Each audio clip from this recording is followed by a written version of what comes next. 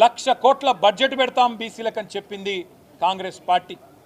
BC sub plan తీసుకొస్తాం అని చెప్పి సిద్ధరామయ్య గారు నోటెంబడ చెప్పింది కాంగ్రెస్ పార్టీ. అదేవిధంగా ప్రభుత్వ కాంట్రాక్టులలో ప్రభుత్వ ప్రొక్యూర్మెంట్లో 42% బీసీలకే ఇస్తామని చెప్పింది కాంగ్రెస్ పార్టీ.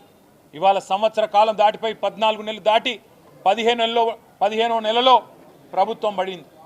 మరి 15 నెలల్లో కనీసం 15 పైసలు కూడా మీరు చెప్పిన బీసీ డిక్లరేషన్ కోసం కేటాయించిన పాపాన పోలేదు.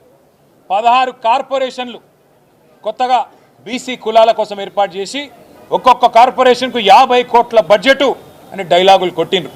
కానీ 50 పైసలు కూడా ఈ పోయిన ఆర్థిక సంవత్సరంలో ఖర్చు పెట్టిన పరిస్థితి లేదు. ఈ అన్ని విషయాలు ఇవాళ తెలంగాణ రాష్ట్రంలో ఉండే బలహీన వర్గాల ప్రజల ఆందోళనను దృష్టిలో పెట్టుకొని బీఆర్ఎస్ పార్టీ యొక్క బీసీ సెల్ అధ్యక్షులు పెద్దలు ముషీరాబాద్ ఎమ్మెల్యే ముఠా గోపాల్ గారి అధ్యక్షతన ఇవాళ ఒక విస్తృత స్థాయి సమావేశం జరిగింది. అందులో చాలా విషయాలు చర్చకు రావడం జరిగింది. ఇవాళ ప్రాథమికంగా అనుకున్నది ఏంటి అంటే ఈ సమావేశం ద్వారా రాష్ట్ర ప్రభుత్వాన్ని బీఆర్ఎస్ పార్టీ డిమాండ్ చేస్తున్నది, నువ్వు మొట్టమొదలు ఈ రాష్ట్రంలోని బీసీ ప్రజలను క్షమాపణ అడుగు రేవంత్ రెడ్డి గారు అని డిమాండ్ చేస్తూ ఉన్నాం.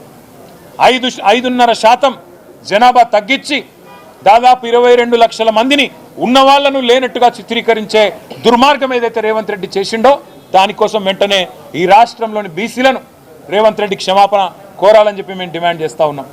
రెండవది, నీ కులగణన పూర్తి తప్పుల తడక, నీ పూర్తి అశాస్త్రీయం, అసంబద్ధం, అర్ధరహితం. ఈ మాట మేము మాత్రమే కాదు, రాష్ట్రంలోని బీసీ సంఘాలు అంటున్నాయి. స్వయంగా మీ కాంగ్రెస్ పార్టీ ఎమ్మెల్సీ కూడా ఇది చిత్తు కాగితంతో సమానం, దీన్ని కాలబెట్టినా తప్పులేదని కాలబెట్టింది. అందుకే మేము బీఆర్ఎస్ పార్టీగా డిమాండ్ చేస్తున్నాం, వెంటనే రీసర్వేకి ఆదేశించు. 15 రోజుల నెల రోజుల తీసుకొని వెంటనే రీసర్వేకి ఆదేశించి సరైన లెక్కలు తేల్చండి.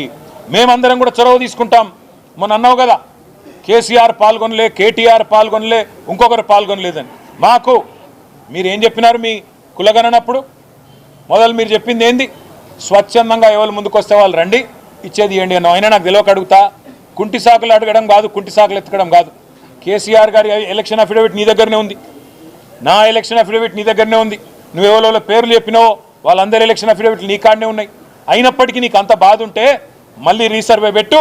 మేమందరం కూడా, ఎందుకంటే మా బీసీలకు అన్యాయం జరిగినప్పుడు మేము కూడా, ఎందుకంటే నీకు సాకులు వెతకడానికి అవకాశం ఇవ్వద్దు కాబట్టి అందరం పాల్గొంటాం, అందరం కూడా నువ్వు కోరిన అన్ని వివరాలు ఇస్తాం. కానీ బీసీలకు అన్యాయం చేసి తప్పించుకునే ప్రయత్నం ప్రభుత్వం చేయొద్దని చెప్పి మేము డిమాండ్ చేస్తున్నాం. రీసర్వేకి ఆదేశించు.